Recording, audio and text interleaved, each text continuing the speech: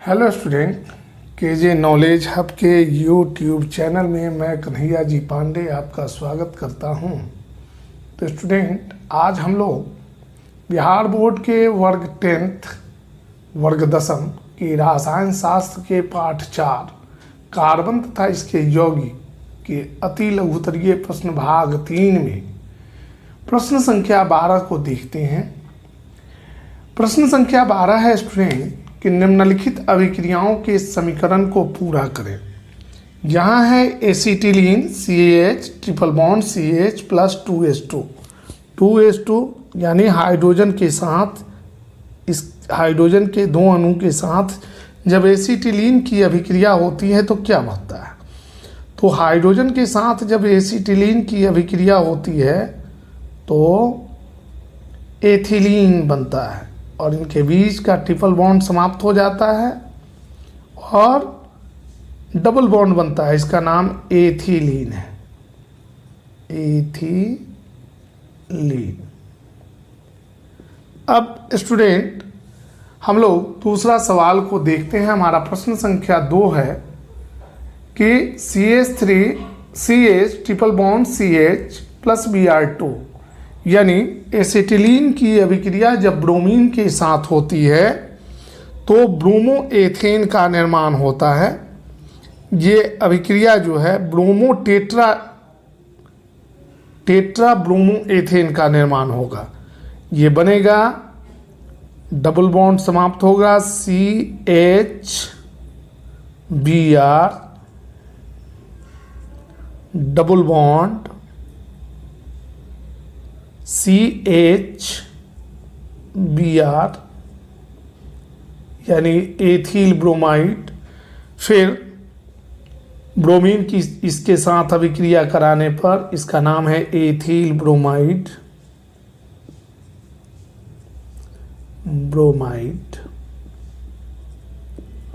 फिर ब्रोमीन के साथ इसकी अभिक्रिया कराई जाती है तो it is converted into tetra bromo ethane CH Br2 single bond CH Br2। इसका नाम है, ब्रोमीन की संख्या 4 हो गई तो टेट्रा, 4 के लिए टेट्रा, ब्रोमीन है तब ब्रोमो, और कार्बन के परमाणुओं की संख्या 2 है तो एथेन। हमारा तीसरा समीकरण है एथिलीन। इसका नाम है एसिटिलीन, इसका नाम है एथिलीन। एथिलीन की अभिक्रिया जब हाइड्रोजन ब्रोमाइड HBr से होती है तब बनता है C2H5Br। इसका नाम है ब्रोमो एथेन।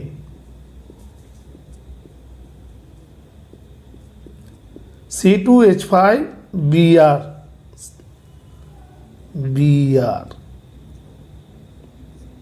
अब हम 4 नंबर समीकरण को देखते हैं। जब मीथेन की अभिक्रिया सूर्य की विसरित किरणों की उपस्थिति में क्लोरीन गैस के साथ कराई जाती है तब क्लोरोबेंजीन बनता है CH3Cl और इसके साथ हाइड्रोक्लोरिक अम्ल बनता है HCl, क्लोरो मेथेन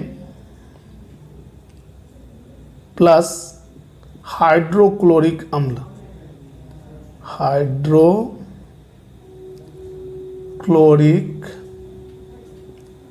अम्ल।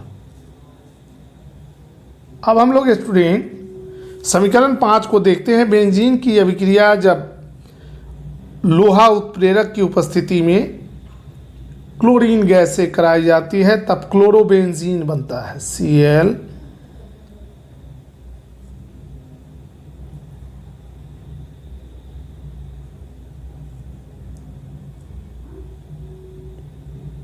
इसका नाम है chlorobenzene,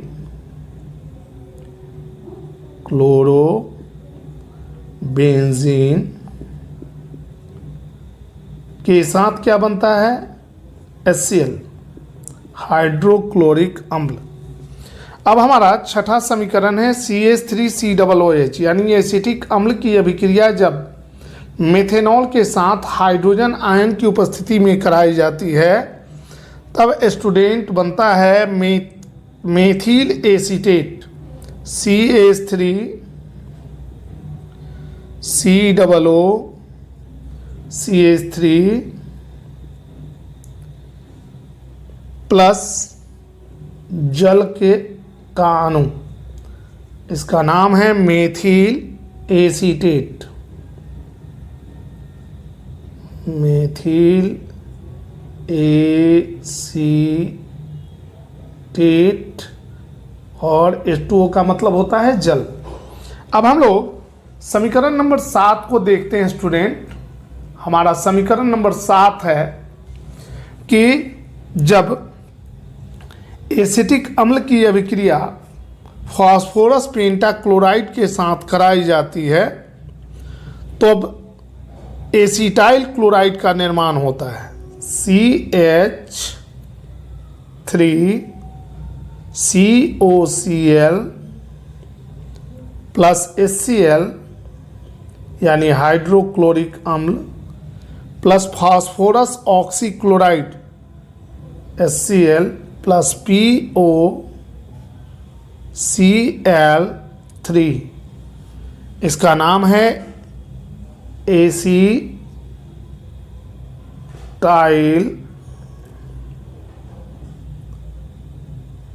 chloride,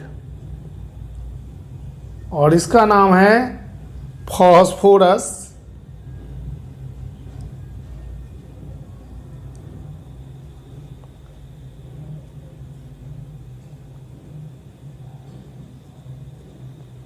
oxy trichloride, trichloride, और HCl का होगा हाइड्रोक्लोरिक अम्ल। अब यहाँ स्टूडेंट है इक्वेशन 8 CH3COOCH2CH3 सोडियम हाइड्रोक्साइड की उपस्थिति और जल की उपस्थिति में इसकी अभिक्रिया कराई जाती है तब बनता है CH3CH2COONA प्लस H2O। H2O का मतलब होता है जल और इसका मतलब होता है सोडियम एसीटेट, सोडियम एसीटेट।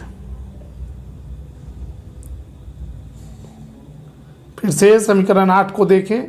जब एथाइल एथोनोएट, इस यौगिक का नाम है एथिल एथोनोएट, की अभिक्रिया सोडियम हाइड्रोक्साइड एवं जल की उपस्थिति में कराई जाती है तब सोडियम एसीटेट और जल का निर्माण होता है। अब हम लोग समीकरण 9 को देखते हैं।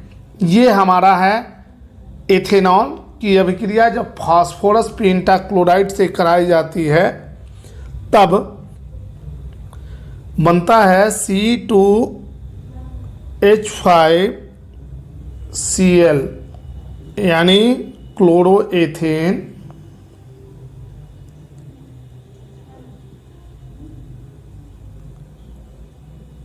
प्लस POCl3 यानी फास्फोरस ऑक्सीक्लोराइड प्लस HCl यानी hydrochloric acid.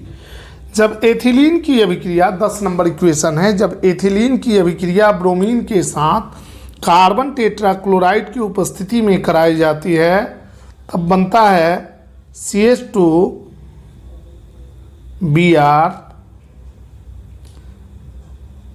Single bond CH2Br यानी 1,2 डाई ब्रोमो एथेन।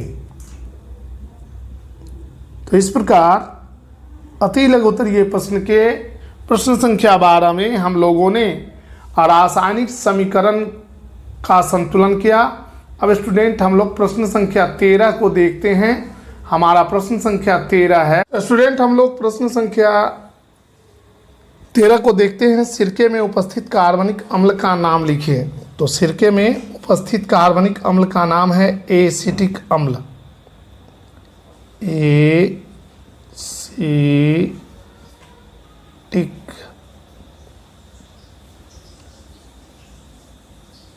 अम्ल। इस एसिटिक अम्ल सिरके में 6 से 8% की मात्रा में पाया जाता है। मात्रा कितना होता है? 6 to 8%। हमारा 14 नंबर सवाल है, निम्नलिखित के लिए कारण स्पष्ट करें। औद्योगिक कार्यों के लिए आपूर्ति की जाने वाली अल्कोहल में कॉपर सल्फेट मिश्रित होता है, क्योंकि कॉपर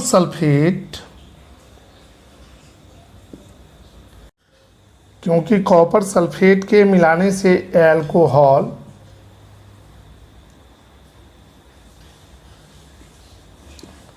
विषैला हो जाता है,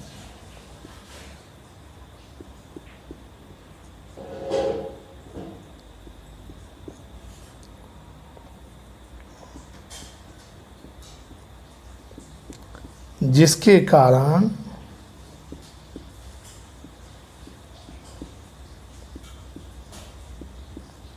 यह पीने योग्य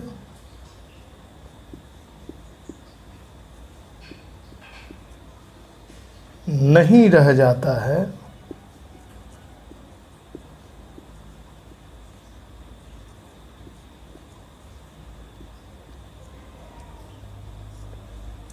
ऐसे अल्कोहल को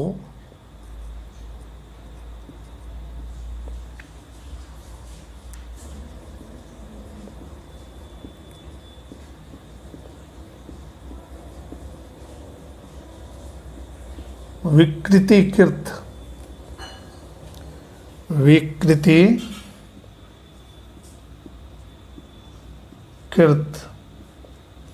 अल्कोहल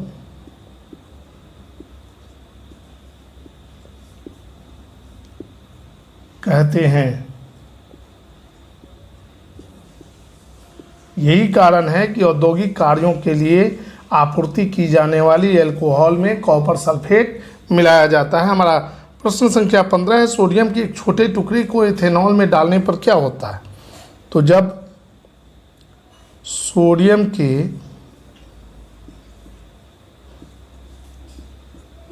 एक छोटे टुकड़े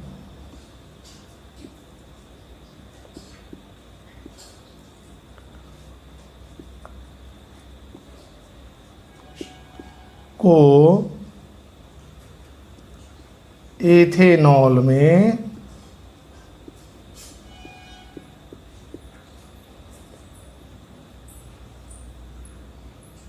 डाला जाता है,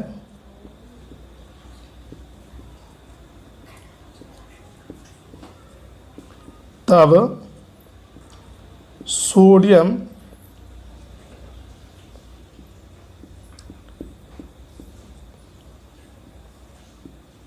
एथो ऑक्साइड सोडियम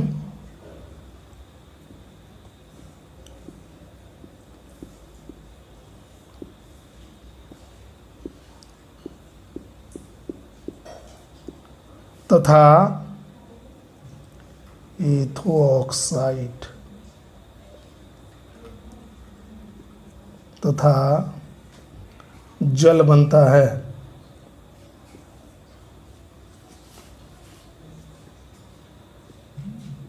रिएक्शन देखेंगे, 2C2H5OH प्लस 2Na बनाता है 2C2H5O नेगेटिव Na पॉजिटिव। इसका नाम है सोडियम एथो ऑक्साइड और हाइड्रोजन गैस मुक्त होती है। H2 गैस जो है बाहर निकल जाती है। हमारा अति लघुत्तरीय प्रश्न का अंतिम प्रश्न है स्टूडेंट, हीरा किस तत्व का अपरूप है? तो इसका आंसर होगा हीरा कार्बन का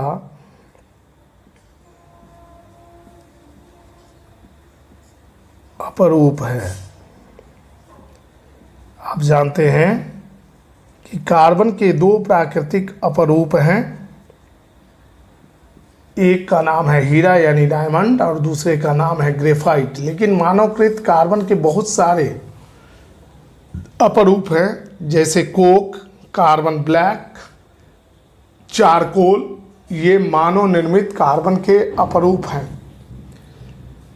हीरा संसार का सबसे कठोरतम पदार्थ है। तो स्टूडेंट, इस प्रकार हमने कार्बन तथा इसके यौगिक पाठ 4 के जितने भी अति लघुत्तरीय प्रश्न थे उनके उत्तर देने का प्रयास किया और उन प्रश्नों के उत्तर का सूक्ष्म विश्लेषण करने का प्रयास किया। अगर आपको वीडियो अच्छा लगे तो आप इसे लाइक करें, शेयर करें, सब्सक्राइब करें और हमारे अगले वीडियो का इंतज़ार करें। तब तक के लिए मैं कन्हैया जी पांडे आपसे विदा लेता हूँ। धन्यवाद।